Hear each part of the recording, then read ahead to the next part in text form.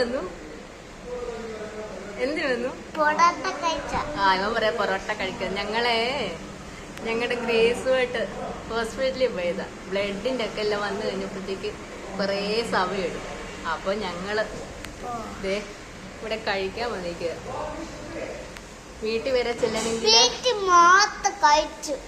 വീട്ടിൽ വരെ ഞങ്ങള് ലീവിനെ വരെ ചെല്ലാൻ ഇച്ചിരി ബുദ്ധിമുട്ടാണ്. കഴിക്കാതെ എങ്ങനെയാ വിട്ടുന്നേ. അപ്പം ഞങ്ങളിവിടെ ഉച്ചയ്ക്ക് കഴിക്കാൻ വേണ്ടി